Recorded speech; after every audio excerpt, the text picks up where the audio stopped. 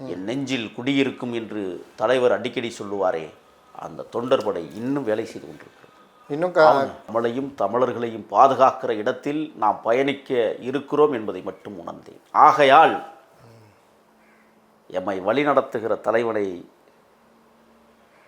விரைவில் பார்ப்பதற்கான முயற்சிகள் நடந்து கொண்டிருக்கிறது என்பதை மட்டும் அறிந்து மூணம்பதுக்கே போயிட்டேன். அரை மணி நேரம். எங்கள் வீட்டில் சந்திச்சிங்களா அலுவலகமா?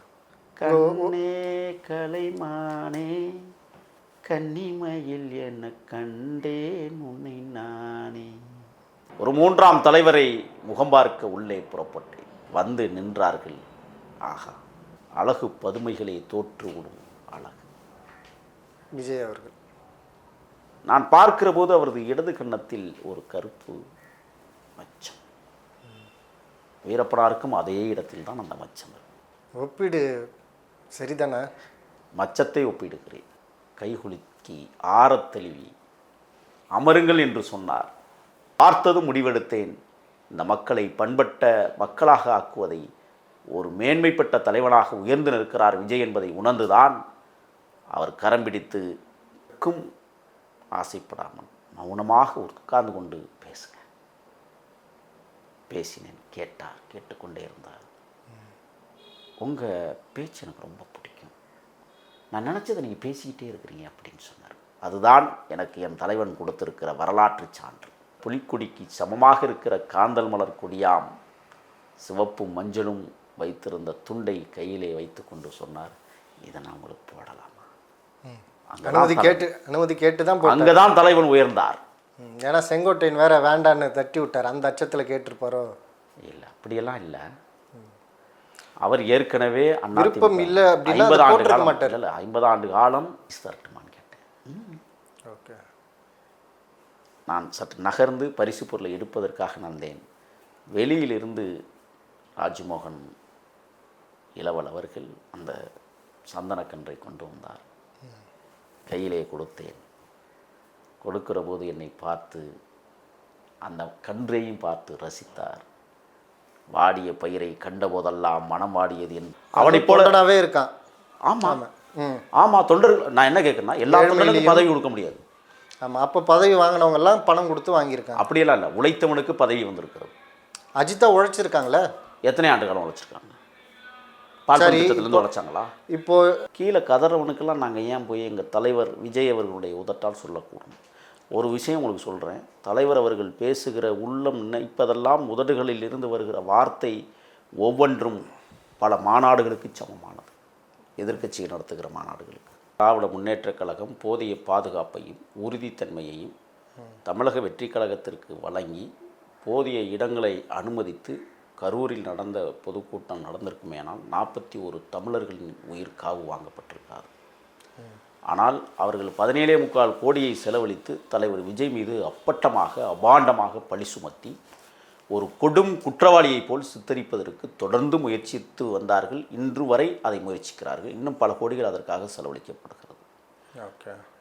அப்போ செய்யாத ஒரு குற்றத்திற்காக 17.25 கோடி ரூபாய் செலவழித்து தலைவரை குற்றம் சாட்டுகிறார்கள் என்றால், அதனால தான் திமுக செய்யாத குற்றத்துக்கெல்லாம் நீங்கள் திமுகவை குற்றம் சாட்டுறீங்க. அப்படி இல்லை, அப்படி தான் எடுத்துக்க முடியும். நீங்கள் அப்படி எடுத்துக்கிட்டால் அது என்ன எங்களுடைய பொறுப்பு இல்லை. குடும்பம் பரப்புனது அவங்க குடும்பத்தில் யாருக்கு அவமானம்? தாவேக்காவுக்கு அவமானம் இல்லை. தாவேக்காவுக்கும் இதற்கும் எந்த தொடர்பும்? புஷி ஆனந்த் பணம் பெற்றுக்கிட்டு தான் அந்த மாவட்ட செயலாளருக்கு போஸ்டிங் போட்டார். இது அஜிதா வரைக்கும் வந்து நிற்கிது. அஜிதாவிடம் மிகப்பெரிய தொகை வாங்கியிருக்காரு. ஆனால் மாவட்ட செயலாளர் பொறுப்பு வழங்கலை. இந்த வாகனத்தை திமுக அனுப்பி வைத்த, இதுவும் திமுக, அஜிதாவையும் திமுக தான். கண்டிப்பாக. ஏன்னா அந்த வைஷ்ணவின்னு ஒரு பொண்ணை அனுப்பிச்சி வச்சு கேவலமாக பேச வச்சு அவதூறுகளை தலைவர் மீதே பரப்ப வச்சு இப்போ கரூரில் அதுக்குன்னு ஒரு பாராட்டு விழா எடுத்து அதை இணைப்பு விழா எடுத்து அந்த பொண்ணுக்கு ஏதோ ஒன்று கொடுத்து அழகு பார்க்குற திமுக ஏன் அஜிதா கிட்ட பணம் கொடுத்து போய் விஜய் காரை மறிச்சு எல்லாம் கண்டிப்பாக நடந்திருக்கும். ஏன்? கிங்குட்ஸ் நேயர்களுக்கு வணக்கம். இன்றைய சிறப்பு நேர்காணலில் நம்மோடு இணைந்திருப்பவர் தமிழ் தேசிய மன்னிக்கவும் தாவேக ஆதரவாளர் திரு முகில் அவர்கள். வணக்கம். வணக்கம். இன்னும் தமிழ் தேசியத்தை தான் பின்பற்றுவேன். தமிழக வெற்றி கழகத்தை முதன்மைப்படுத்துவேன்.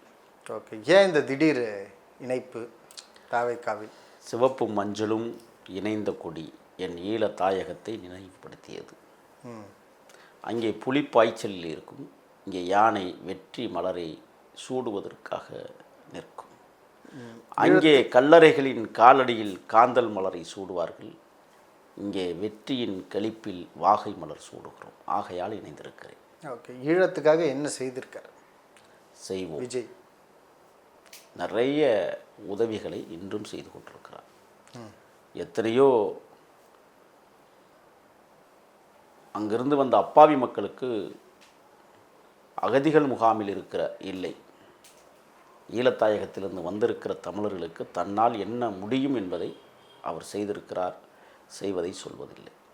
ஓகே, எண்ணற்ற விஷயங்களை செய்திருக்கிறார் அப்படின்னு நீங்கள் நம்புறீங்க? இருக்குது, காட்சிகள்லாம் இருக்குது, காட்டுவது.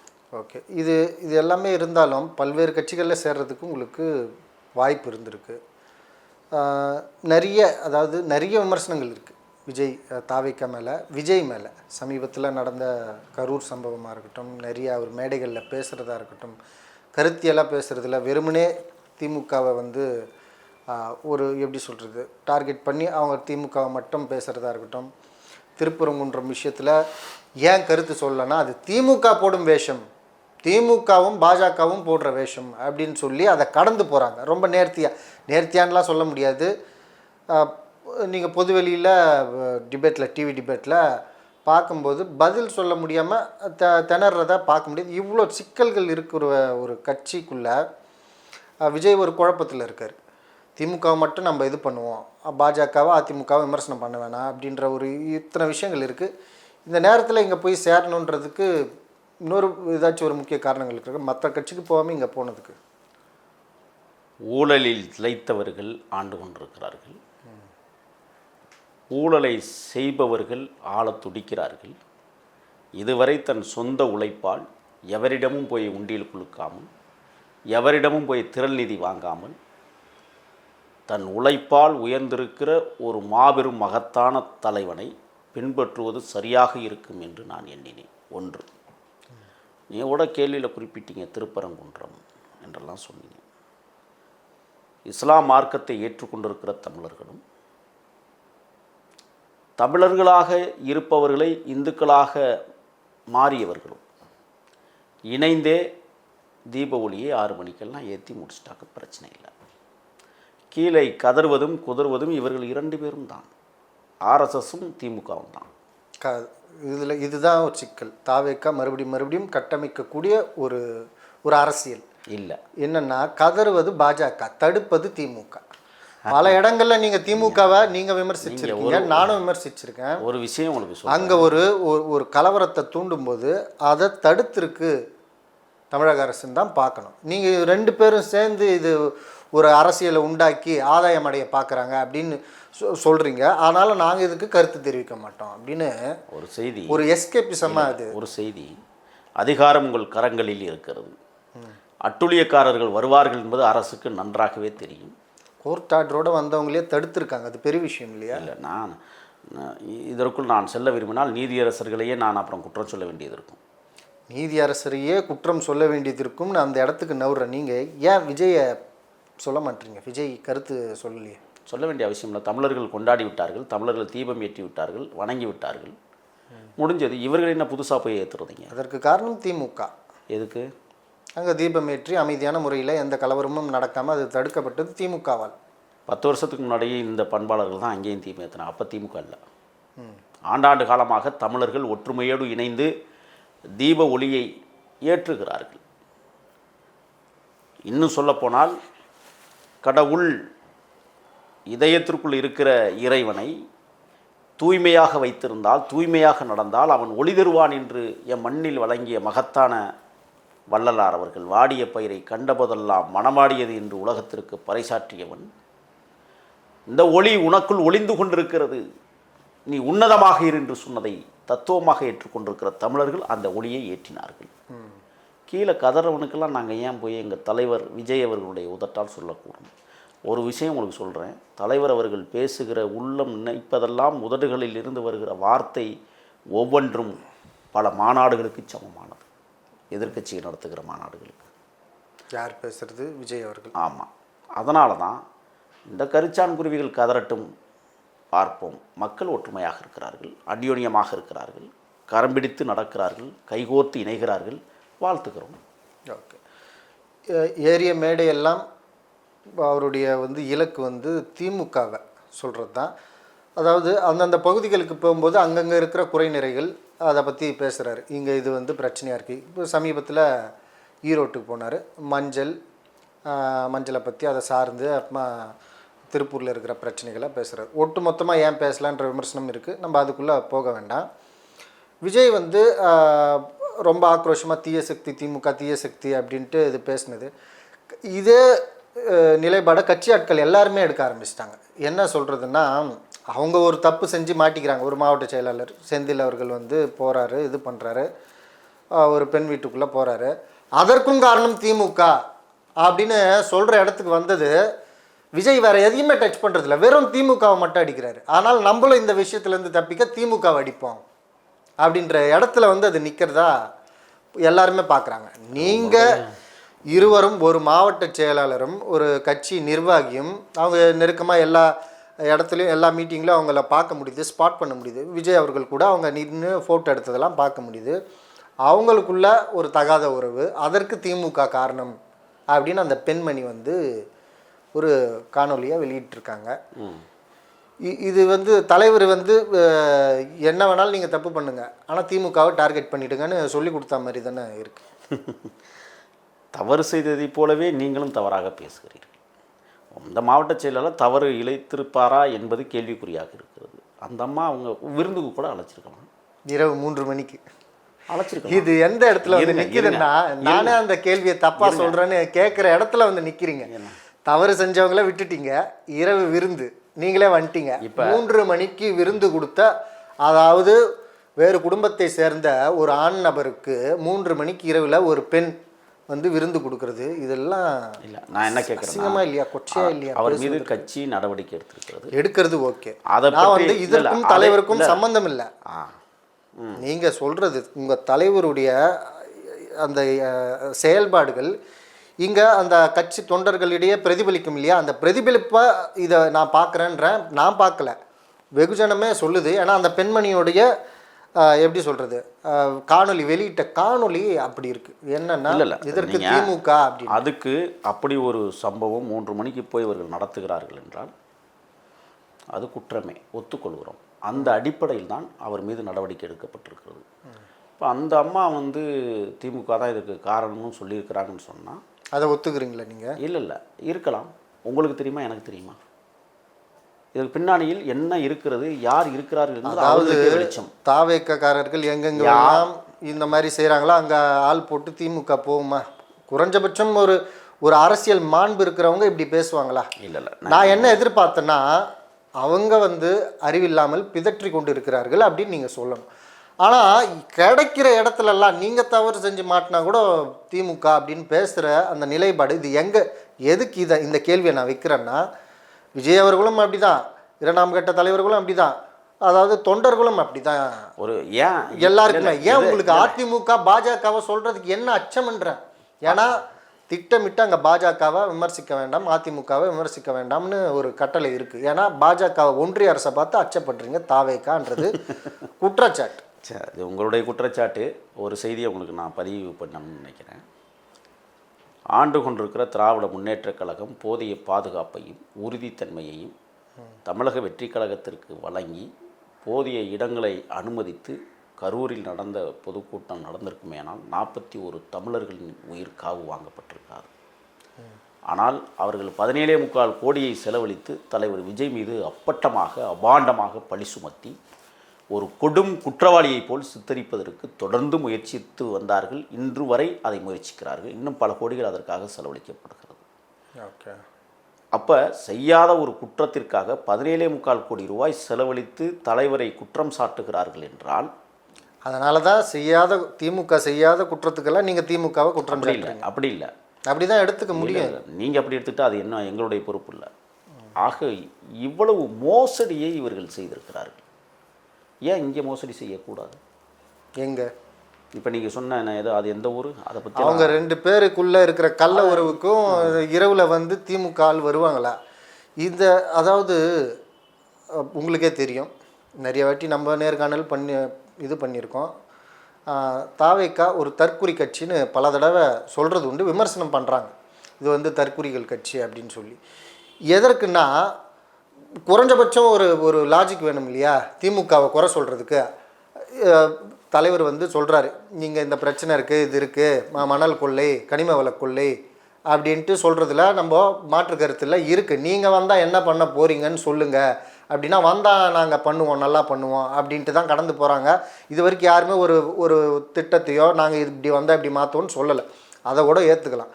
இங்கே கள்ளத்தொடர்புக்கு திமுக தான் காரணம் பரப்பிச்சு அப்படின்னா, அவங்க குடும்பத்தார் யாரோ வீடியோ எடுக்கிறாங்க, அதை ஷேர் பண்ண தான் செய்வாங்க.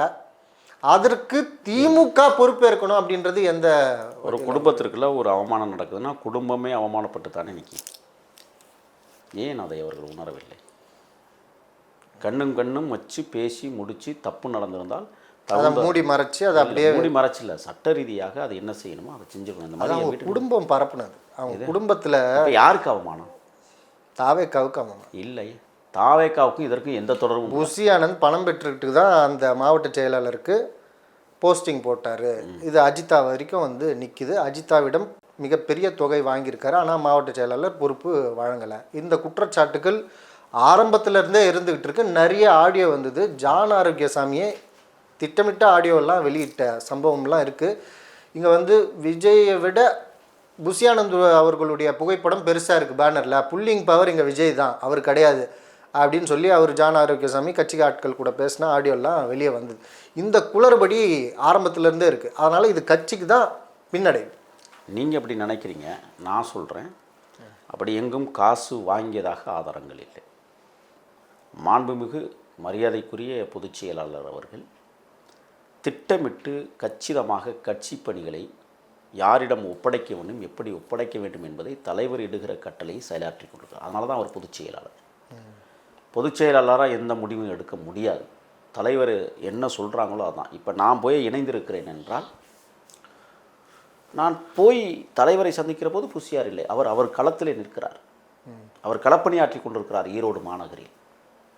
ஒரு அப்பட்டமான பொய்களை உருவாக்கி, ஏன்னா இதை இந்த ஆளுங்கட்சியும் ஆண்ட கட்சிகளும் தொடர்ச்சியாக இந்த மாதிரி பொறுப்புகளை வழங்கி காசுகளை கொள்ளையடித்த அந்த பழக்க தோஷத்தில் இப்போ எங்கள் மீதும் இந்த மாதிரி ஒரு அஜிதா நேற்று வந்து அது திமுக அனுப்பி வைத்த, இதுவும் திமுக, அஜிதாவையும் திமுக தான் கண்டிப்பாக. ஏன்னா அந்த வைஷ்ணவின்னு ஒரு பொண்ணை அனுப்பிச்சி வச்சு கேவலமாக பேச வச்சு அவதூறுகளை தலைவர் மீதே பரப்ப வச்சு, இப்போ கரூரில் அதுக்குன்னு ஒரு பாராட்டு விழா எடுத்து அதை இணைப்பு விழா எடுத்து அந்த பொண்ணுக்கு ஏதோ ஒன்று கொடுத்து அழகு பார்க்குற திமுக ஏன் அஜிதாவை அஜிதா கிட்ட பணம் கொடுத்து போய் விஜய் காரை மறிச்சு எல்லாம் கண்டிப்பாக நடந்திருக்கும். ஏன் நடந்திருக்கு? ஆமாம். ஏன்னா நீங்கள் சரியான பொறுப்புள்ளவர்கள் என்றால் தலைவர் வழிகாட்டுதலில் இயங்க வேண்டும். நாளைக்கு தாவேக்காக்கு எதிராக, தாவேக்காக்குள்ளே ஏதோ ஒரு சின்ன குளறுபடி நடக்குது, அதை எதிர்த்து பேசுகிறவங்க எல்லாமே திமுகவால் இயக்கப்படுறவங்க, அப்படி தான் நம்ம எடுத்துக்கணும். இப்போ நான் என்ன பழனியில் இருக்கிறவங்க வந்து இங்கே போர்க்கொடி தூக்கலை, புரியுதுங்களா? ராமநாதபுரத்தில் இருக்கிறவங்க வந்து தலைவரை எதிர்த்து போர்க்கொடி தூக்கலை. தூத்துக்குடியிலிருந்து ஒரு அம்மா நேற்று தான் அந்த மாவட்டத்துக்கு மாவட்ட செயலாளர் பேசினது முழுமையாக கேட்டிங்களா? கேட்டேன். அவங்க கடைசியாக தலைவர் வழிகாட்டுதல் இப்படி நாங்கள் நடப்போம்னா இப்படி தெரிஞ்சுன்னா அப்புறம் ஏன் வந்து தலைவருடைய ஆதங்கம் என்ன ஆதங்கம்? ரொம்ப வருஷமா சொல்லவா விஜய் மக்கள் இயக்கத்துக்கு பணியாற்றிட்டு ஒன்று சொல்கிறேன். நான் என்னை கொஞ்சம் பேச விடுங்க. 33 ஆண்டுகளுக்கு முன்பே 1993களில் அன்றைக்கு தளபதியாக இருந்த விஜய் அவர்கள் நடிக்க தொடங்கிய காலத்திலிருந்தே பசியாலும் பட்டினியாலும் வாடுகிற ஏழை மக்களின் பிள்ளைகள் துயருகிற போது பால்பன் திட்டத்தை உருவாக்கிய மகத்தான தலைவர் விஜய். அன்னைக்கு இந்த அம்மா எங்கே போனாங்க? ஆனால் அப்படி பால்பன் வழங்கிய தொண்டன் இன்றும் தொண்டனாகவே பயணிக்கிறான், இன்றைக்கும் உழைக்கிறான். அவனுடைய ஆசை என்ன தெரியுமா? தலைவர் முதலமைச்சராக வேண்டும், தளபதி முதலமைச்சராக வேண்டும், எம்மையெல்லாம் அவன் கட்டி ஆள வேண்டும் என்கிற பெருத்த கனவோடு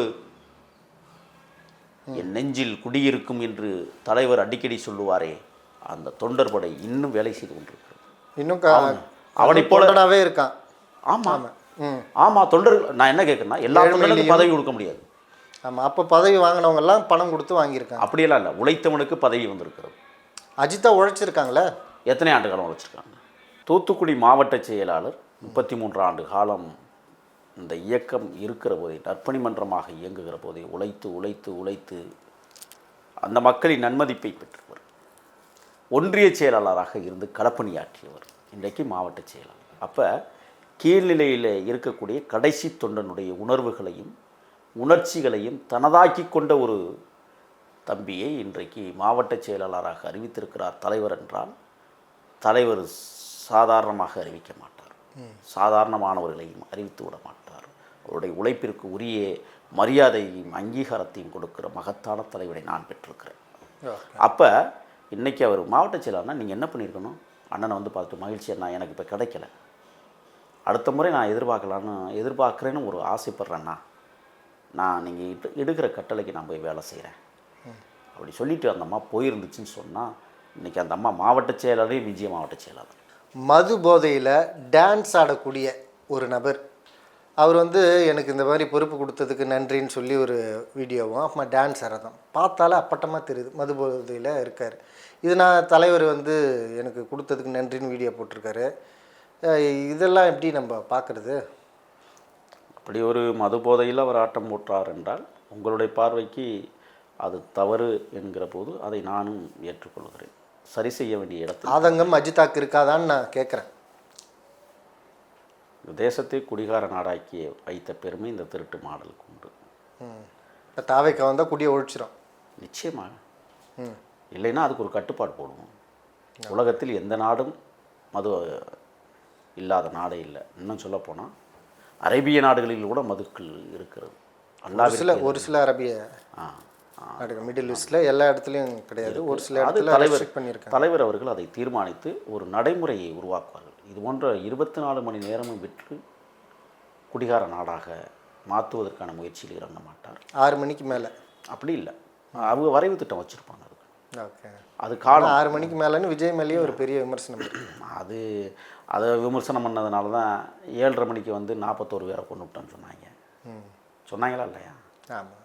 6 மணிக்கு வந்தாலும் பிரச்சனையாக இருக்குது, 7:30 மணிக்கு வந்தாலும் பிரச்சனையாக இருக்குது. இவங்களுக்கு கொஞ்சம் மரியாதையை பேச சொல்லியிருக்கிறார் என்னைய. அதனால் கொஞ்சம் மரியாதை நிமித்தமாக பேசுவதே சரி. சந்திப்பு எப்படி இருந்தது?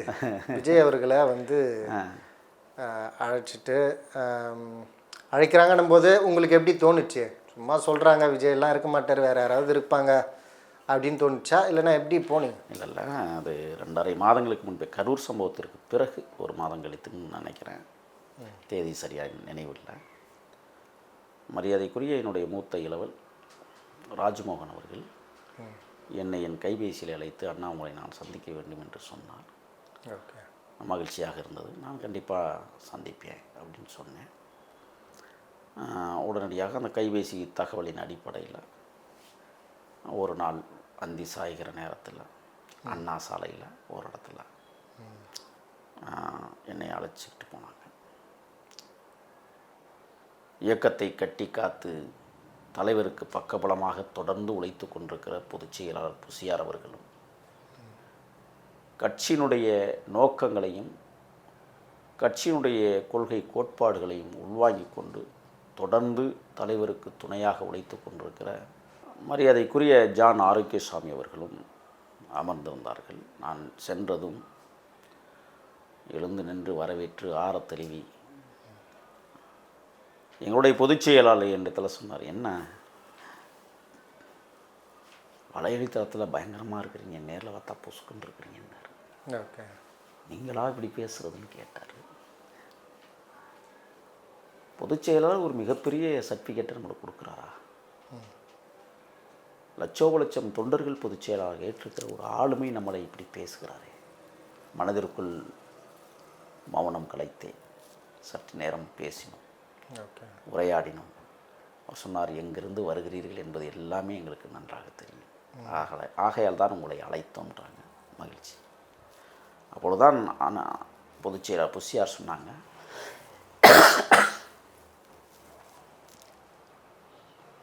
உங்களுடைய பேச்சு வீரியம் நிறைந்தது, ஆனாலும் நீங்கள் எல்லோருக்கும் மரியாதை கொடுக்க வேண்டும் என்பது தலைவருடைய கட்டளை, கட்சியினுடைய கொள்கை. ஓகே, அப்போ ஆரம்பத்தில் சந்தித்தது வந்து ஜான் ஆரோக்கியசாமியும் புசி ஆனந்த் அவர்களும். அதற்கு மிகப்பெரிய தூணாக இருந்தவர் என்னுடைய இளவல் ராஜ்மோகன். நாட்கள் கடந்தது.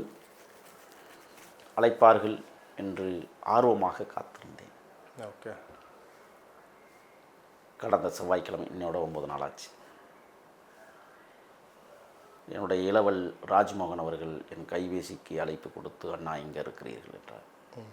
வலையொலி தளத்தில் இருக்கிறேன் என்று சொன்னேன். மாலை 5 மணிக்கு ஒரு முக்கிய சந்திப்பு ஒன்று இருக்கிறது, அவசியம் நீங்கள் வர வேண்டும். எப்படியும் தமிழர்கள் கொண்டாடுகிற தலைவனை விரைவில் சந்திப்போம் என்பதை உறுதியாக ஏற்றுக்கொண்ட நான், எனது சொந்த கிராமத்தில் இருந்து வரவழைக்கப்பட்ட 4 சந்தனக்கன்றுகளை தொடர்ந்து ஒரு 15லிருந்து 20 நாட்கள் வீட்டிலேயே வைத்து வளர்த்து வந்தேன். நாம் யாருக்கும் சால்வை ஓடுகிற பழக்கம் அல்ல. சாதனையாளர்களின் புத்தகமும் எதிர்கால தலைமுறையை மட்டுமல்ல, இயற்கையை பாதுகாக்கிற மரங்களை மட்டுமே நான் அவர்களுக்கு நினைவூட்டலாக கொடுப்பேன். ஓகே. அழைப்பு வந்ததும் மதியமே வலையொலி தளங்களுக்கு செல்ல முடியாமல் போய் உடனடியாக 3 மணிக்கெல்லாம் என்னுடைய நண்பர்கள் வாகனங்களை எடுத்துக்கொண்டு வந்தார்கள். வாகனங்கள் கிளம்பியது. ஏற்கனவே சந்தித்த இடத்தில் மீண்டும் வர சொன்னார்கள். அந்த இடத்திற்கு நான் சென்றேன். 5 மணிக்கு அங்கே இருக்க வேண்டுமண்ணா என்று சொன்னால் நான் 3:50க்கே போயிட்டேன். ஓகே. ஏன் இந்த அவசரம், அந்த ஆர்வம்? அவசரம் இல்லை. அரசியல்வாதிகளை போல் கூட்டம் முடிச்சா நான் வரட்டுமான்னு கேட்குற ஆள் இல்லை. நான் எப்பொழுதுமே என்னை நான் தயார்படுத்திக் கொள்வேன். இது அவசரமோ ஆர்வமோ கிடையாது. ஓகே. உங்களுடைய வலையொலி தளத்துக்கு நான் 5 மணிக்கு வரேன்னு சொன்னேன். எத்தனை மணிக்கு வந்தேன்? ரொம்ப சீக்கிரமாகவே வந்துட்டேன். கிட்டத்தட்ட 3:45க்கே நான் வந்துட்டேன். ஆமாம். ஏன்? 1 மணி நேரத்துக்கு முன்னாடி. இதை ஆர்வமாக நீங்கள் எடுத்துக்கொள்ளக்கூடாது. அவசரம் அல்ல. கருத்தியலை விதைப்பதற்கு காலம் தேவையில்லை. ஓகே. ஆகையால் ஒரு மாபெரும் போர் தொடங்க இருக்கிறது. போர். அந்த போருக்கு முதல் கள வீரனாக, சாதாரண எளிமையான தொண்டனாக தலைவரை பாதுகாப்பது மட்டுமல்ல, தமிழையும் தமிழர்களையும் பாதுகாக்கிற இடத்தில் நாம் பயணிக்க இருக்கிறோம் என்பதை மட்டும் உணர்ந்தேன். ஆகையால் எம்மை வழிநடத்துகிற தலைவனை விரைவில் பார்ப்பதற்கான முயற்சிகள் நடந்து கொண்டிருக்கிறது என்பதை மட்டும் அறிந்து 3:50க்கே போயிட்டேன். அரை மணி நேரம். எங்கள் வீட்டில் சந்திச்சிங்களா, அலுவலகமா? சொல்லி வரேன். மரியாதைக்குரிய இளவல் ராஜ்மோகன் அவர்கள் தன்னுடைய மகிழ்ந்திலே, அண்ணா ஏறுங்கள் கிளம்புவோம் என்றார். ஓகே. கிளம்பினோம். வங்கக்கடல் தாளாட்டுகிற இடம். கடல் அலைகள் கண்ணாடியில் வந்து முத்தம் கொடுக்கிற நேரம். அப்படி ஒரு சூழல். மகிழ்ந்து நின்றது. வரவேற்பு அறையில் சென்றோம். நான் நினைத்து போனது ஒன்று, ஆனால் அங்கே நடந்தது வேறு. இசைஞானி இளையராசாவின் மென்னிசை கீதங்கள் என்னை மேன்மைப்படுத்தியது. ஓகே.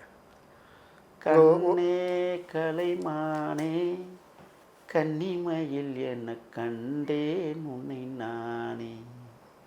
தன் மகளை மடியில் வைசாலியை போட்டுவிட்டு கண்ணதாசன் கடைசியாக உட்கார்ந்து, விரைவில் நான் கண்மூடிக்கொள்ளுவேன், உன்னை நான் தாளாட்டுகிற இடத்தில் தவழ்ந்து கிடக்கிறேன் என்று நினைத்த அந்த மாபெரும் கவிஞன், அவன் பிறந்த மண்ணிலிருந்து நான் வந்திருக்கிறேன். அந்த பாட்டு ஓடுகிற போது, சின்னஞ்சிறு கிளியே சித்திரப்பு இலியே என்ற மென்மையான குரலில் இசை தாலாட்டுக்கள் பாடிக்கொண்டிருந்த தருணத்தில் ராஜ்மோகன் சொன்னார், அண்ணா வாங்க உள்ள அழைக்கிறாங்க. ஓகே. கொண்டு சென்ற சந்தனக்கன்றை கையில் எடுத்து எழுந்தேன். கொடுங்க, நான் கொண்டு வரேன். என் இளையவர் ராஜ்மோகன் சந்தனக்கண்ணை கையிலே வாங்கி கொண்டார். கதவு திறந்தது. ஓகே. கடல் அலைகள் காணாமல் போனது. திரைகள் மூடியது. மாபெரும் மகத்தான தலைவர்களோடு கரம் கோர்த்து நடந்தவன், காடுகளில் ஒரு மூன்றாம் தலைவரை முகம் பார்க்க உள்ளே புறப்பட்டேன். வந்து நின்றார்கள். ஆகா, அழகு பதுமைகளே தோற்று விடும் அழகு. விஜய் அவர்கள் நான் பார்க்கிற போது அவரது இடது கன்னத்தில் ஒரு கருப்பு மச்சம். வீரப்பனாருக்கும் அதே இடத்தில் தான் அந்த மச்சம் இருக்கு. ஓகே, ஒப்பீடு சரிதானே? மச்சத்தை ஒப்பிடுகிறேன். கைகுலுக்கி ஆரத்தழுவி அமருங்கள் என்று சொன்னார். அதாவது காட்டுக்குள்ளே ஒரு போராளியாக இருந்தேன்னு நீங்கள், அதுக்கப்புறமா சமூகத்தில் நடக்கக்கூடிய அநியாயங்களை வந்து உறக்க சொல்லணும், மக்கள் விழிப்புணர்வு பெறணும் அப்படின்னு சொல்லி நான் பேசிகிட்டு இருக்கேன்னு சொல்லி ரொம்ப நாளாக பேசிகிட்டு இருக்கீங்க. விஜயை சந்திக்கும் போது இதெல்லாம் மறந்துட்டு ஒரு ரசிகராக மாறிட்டீங்களோ? இல்லை, அரசியல் மறந்து ரசிகராக மாறிய சினிமா ரசிகராக கடைசி போர் வீரனாக நினைத்திருந்தேன். ஆம், அது ஆயுதம் தாங்கிய போர். இது அறிவாயுதம் தாங்கிய போர் மட்டுமல்ல, அட்டூழியங்களை எதிர்க்கிற போர். ஆகையால் களமாடுவதற்கு கரங்கோர்ந்தார்கள். ஓகே, தளபதி அப்படின்ற வார்த்தைக்கு பெரும்பாலும் இப்போ இருக்கக்கூடிய நபர்களுக்கு, அதாவது நான் உங்களை சொல்லலை, பெரும்பாலும் இளவல்கள், இளைஞர்கள், ஜென்சி கிட்ஸ், அதாவது இந்த இப்போ 20 வயசு நபர்கள், அந்த 2000க்கு மேலே பிறந்தவர்களுக்கு பெருசாக தெரியல. ஏன்னா தளபதி ஸ்டாலின், தளபதி விஜய் அப்படின்ட்டு ஒரு படை தளபதின்னா அவங்களுக்கு தெரியும். சும்மா ஏதோ போர் படைகளுக்கு கட்டளை இட்டு அவங்கள வழி நடத்துறது கிடையாது. தெளிவான முடிவுகள் எடுக்கப்படலைன்னா அந்த படைகளே அழிந்துவிடும். ஓகேவா? விஜய் அதே மாதிரி ஒரு படை தளபதின்னு நினச்சிக்கிட்டு இருக்காங்க ரசிகர்கள். அவர் திரையில் சாதிச்சிருக்காரு, மிகப்பெரிய உச்ச நட்சத்திரம் சாதிச்சிருக்காரு, தொடர்ச்சியாக படங்கள் நடித்தார், ஒரு மக்கள் ஆதரவு பெற்று ஒரு பெரிய நடிகர். அரசியல் அவருக்கு தெரியாது. பொதுவாக இருக்கக்கூடிய விமர்சனம் என்னென்னா, வாங்க அரசியல் களத்துக்கு வாங்க, எம்எல்ஏவாக நில்லுங்க, ஜெயிங்க, சட்டமன்றத்துக்கு வாங்க, ஒரு அனுபவத்தை இது பண்ணிக்கிட்டு அதுக்கப்புறமா சிஎம் கேண்டிடேட் ஆகுங்க அப்படின்ற ஒரு சில இதெல்லாம் சொல்லப்படுது. அதுதான் இப்போ உங்ககிட்ட நான் கேட்க விரும்புகிறது. தளபதி அப்படின்றதுனால அவர் ஒட்டுமொத்தமாக அந்த தமிழகத்தை கட்டி ஆளுவதற்கான தகுதி படைத்தவரா, இல்லைன்னா அவருடைய வழிகாட்டுதல் இணங்க நாங்கள் செயல்பட போகிறோம் அப்படின்றதுக்கெல்லாம் பொருத்தமான நபராக அவரை நேரில் பார்த்து பேசும்போது பார்த்தது மகிழ்ச்சி. அது மனித இயல்புக்காக உரித்தான ஒரு விஷயம். ஒரு உச்ச நட்சத்திரத்தை பார்க்கும்போது அது இது ஒரு டிப்பிக்கல் ஹியூமன் மைண்ட் செட்டுன்னுவாங்க ஆங்கிலத்தில். அந்த மாதிரி அவர் பேசும்போது உங்களுக்கு என்ன புலப்பட்டது? நீங்கள் கேட்ட கேள்விகளுக்கு முதல் சொன்னது தான். 33 ஆண்டுகளுக்கு முன்பே ஒரு தொண்டர் படையை கட்டியமைத்தவர். அது எஸ்ஏசி அவர்களுடைய பங்கீடு அதிகம். இருங்க என்னை பேசுவாங்க. அப்போ எஸ்ஏசி ஆசானாக இருந்திருக்கிறார், ஒத்துக்கொள்கிறீங்களா? அவரிடமிருந்து அரசியல் கற்றுருக்கிறார், ஒத்துக்கிறீங்களா? எஸ்ஏசி திரைத்துறைக்கு கொண்டு வந்து தொடர்ச்சியாக நடிக்க வைத்து, விஜயகாந்த் அவர்களுடைய சேர்த்து நடிக்க வைத்து பண்ணலைன்னா இப்போ விஜய்ன்ற ஒரு ஆளுமை, ஒரு சினிமா ஆளுமையும் இல்லை, அரசியல் ஆளுமையும் இல்லை. எஸ்ஏசியுடைய பங்கீடு மிகப்பெரிய பங்கீடு, அதை நாங்கள் ஒத்துக்கிறோம். ஆனால் தனிப்பட்ட ரீதியில் தன்முயற்சி ஒரு பங்கீடு இருக்குல்ல. என்னதான் தகப்பன் உந்து சக்தியாக இருந்தாலும் கூட பாரதிராஜா பையன் பெரிய பிரபலமாக முடியல. எத்தனையோ நடிகர்களை என்னால் எடுத்துக்காட்ட முடியும். தன் உழைப்பால் சத்யராஜ், பாக்யராஜ், எத்தனையோ பேர், நிறைய பேர் சொல்லிகிட்டே போகலாம். ஆனால் அவர்களெல்லாம் உருவாக்க முடியவில்லை. ஆனால் சுயம்புவாக தன் நடிப்பு ஆற்றலை வெளிப்படுத்திய தலைவன் விஜய். ஒன்று, இந்த பக்குவம் என்பது ரசிகர்லேருந்து இவர் அரசியலை கற்றுக்கொண்டிருக்கிறார். 33 ஆண்டுகள் அரசியல் பயணம். நான் கேட்குறேன், என்டி ராமராவ் நடிகராக இருந்து கட்சி ஆரம்பித்த 9 ஆண்டுகளில் முதலமைச்சர் ஆனார் ஆந்திராவில். மக்கள் ஏற்றுக்கிட்டாங்கல்ல. திறம்பட ஆட்சி செய்த மாபெரும் புரட்சியாளன் என்டிஆர் அவர்கள். கட்சி ஆரம்பித்த 11 மாதங்களில் பக்குவப்பட்ட மனிதனாக ஆட்சி கட்டில் அமர்ந்து டெல்லியை கட்டி ஆண்ட அரவிந்த் கெஜ்ரிவால் எப்படி சாதனை பெற முடிந்தது? ஹிஸ்ட்ரி ஷோஸ் தி வே. இவர்களெல்லாம் எங்களுக்கு வழிகாட்டியாக இருக்கிறார்கள். ஆகையால் பக்குவப்பட்ட தலைவராக ரசிகர்களாக உருவாக்கியவனுக்கு தலைவனாக வழிநடத்திய அந்த கட்டுக்கோப்பை கொண்டு வந்து 33 ஆண்டுகள் சிறுக சிறுக செதுக்கி செதுக்கி செதுக்கி ஒவ்வொரு வீட்டிற்குள்ளும் 2 வாக்குகள் பெறுகிற நிலையை வருகிற போதுதான் ஒரு மாபெரும் மக்கள் இயக்கமாக தமிழக வெற்றிக் கழகத்தை அவர் ஆரம்பித்திருக்கிறார் என்றால், அடியில் பேஸ்மட்டம் இரும்பு எக்குகளால் கட்டப்பட்டது, எவராலும் உடைக்க முடியாது. அந்த எக்கு கோட்டையை எழுப்புகிற இடத்தில் இன்றைக்கு தலைவர் நிற்கிறார். நாங்கள் எல்லாம் சித்தாள்களாக வேலை செய்து கொண்டிருக்கிறோம். ஒரு மாபெரும் அரண்மனை கட்ட தொடங்குகிற ஆண்டுதான் 2026. எல்லா தொகுதியும் இருந்த காரணத்தால் தான், இருக்கிற காரணத்தால் தான் பார்த்ததும் முடிவெடுத்தேன். இந்த மக்களை பண்பட்ட மக்களாக ஆக்குவதை, ஒரு மேன்மைப்பட்ட தலைவனாக உயர்ந்து நிற்கிறார் விஜய் என்பதை உணர்ந்துதான் அவர் கரம் பிடித்து கட்டிப்பிடித்து. ஆக மென்மையான சிரிப்பு,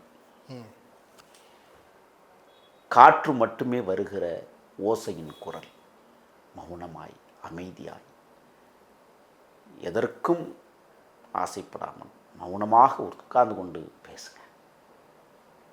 பேசினேன், கேட்டார், கேட்டுக்கொண்டே இருந்தார். உங்கள் பேச்சு எனக்கு ரொம்ப பிடிக்கும், நான் நினச்சதை நீங்கள் பேசிக்கிட்டே இருக்கிறீங்க அப்படின்னு சொன்னார். அதுதான் எனக்கு என் தலைவன் கொடுத்திருக்கிற வரலாற்று சான்று. நான் பூரிக்கலை.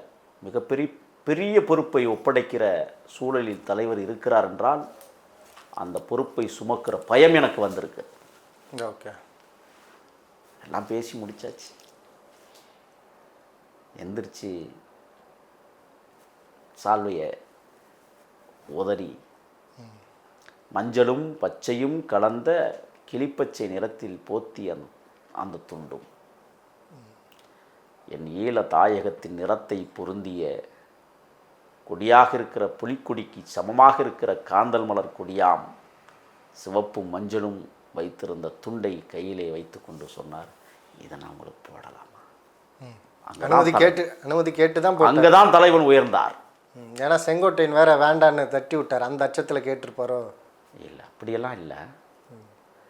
அவர் ஏற்கனவே விருப்பம் இல்லை அப்படின்னா 50 ஆண்டு காலம் மாட்டார். இல்லை, 50 ஆண்டு காலம் அவர் சிவப்பு வெள்ளை கருப்பை அணிந்தவர். இந்த தோளில் எந்த கட்சி துண்டையும் அணிந்தவன் அல்ல. இல்லை, விஜய் இல்லை வேண்டாம் அப்படின்னு சொல்லியிருந்தா அது தவிர்த்திருப்பார். ஓகே, ஏன்னா விருப்பத்துக்கு மேலே போட விரும்பலை. அவர் கேட்குறாரு, இதை நீங்கள் அணிவிக்கலாமா, நான் போடவா? அதற்குத்தானே தவம் இருந்து வந்திருக்கிறேன் என்று சொன்னதும் ஒரு மெல்லிய புன்சிரிப்போடு என் தோளில் அந்த துண்டை போடுகிற போது சொன்னேன், ஒரு மிகப்பெரிய ஆயுதத்தை என் தோளில் நீங்கள் வைக்கிறீர்கள், நான் சுமக்க தொடங்குகிறேன் என்று என் எண்ணம் சொன்னது. முடிச்சுட்டு, அண்ணா நான் உங்களுக்கு ஒரு பரிசு தரட்டுமான்னு கேட்டேன். ஓகே, நான் சற்று நகர்ந்து பரிசு பொருளை எடுப்பதற்காக நடந்தேன்.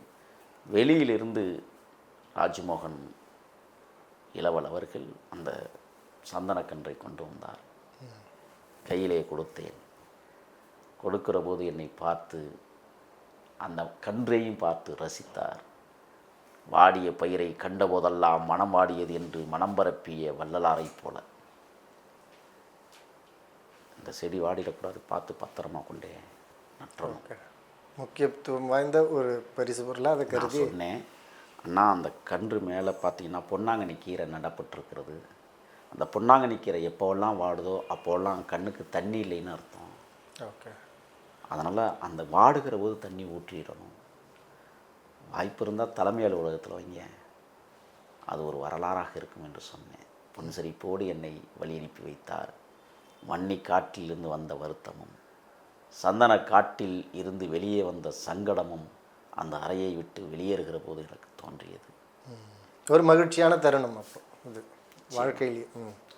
நான் சொல்கிறேன், மெல்லிய தேகத்தோடு கருத்த உருவத்தோடு ஆட்டையும் ஆட்டையும் மேய்க்கிற அன்றாடங்காட்சி தாயின் வயிற்றில் பிறந்த என்னை, உடல்நலம் சரியில்லாமல் படுத்த படுக்கையோடு இருக்கிற என் தந்தை தமிழ் வீட்டுக்குள்ளே வந்துடுச்சு பிடிச்சிக்கட்டுன்னு ஆட்டுக்குட்டிக்கு தமிழ் மீது பற்று இருக்கிற காரணத்தால் வைத்த என் தகப்பனும், பேசிக்கொண்டிருக்கிற நேரத்தில் உங்களிடத்திலே நான் வந்து நிற்கிறேன் அண்ணா என்று சொன்னேன். அவர் மெய்சிலிர்த்ததை நான் பார்த்தேன். ஒரு வறியவனை, எளியவனை, ஒரு ஏழையின் தாயை அரவணைத்து அதிகாரத்தை கையில் கொடுப்பதைப் போல ஆனந்தப்பட்டு உயர்ந்த இடத்திற்கு நீங்களும் வர வேண்டும் என்று உள்ளம் சொன்ன காரணத்தால் என்னை அழைத்து உரிய மரியாதையை இந்த ஏழையின் மகனுக்கு கொடுத்து போர்க்களத்தின் முதல் வீரனாக புறப்படுவதற்கு தயார்படுத்தி இருக்கிற என் தலைவனை நான் நன்றியோடு தெரியப்படுத்திக் கொள்கிறேன். ஒரு மாபெரும் சாதாரண குடும்பத்தில், இன்னும் சொல்லப்போனால் ஒரு கிராமத்தின் கடைசி வீட்டில் பிறந்த என்னை ஒரு மாபெரும் மகத்தான மக்கள் தலைவன் வரவேற்கிறார் என்றால் எப்படி மகிழ்ச்சி இல்லாமல் இருக்கும். ஓகே. இன்னொரு ஒரு கருத்தியல் நிலவுது, ஒரு குற்றச்சாட்டுன்னு வச்சுங்க.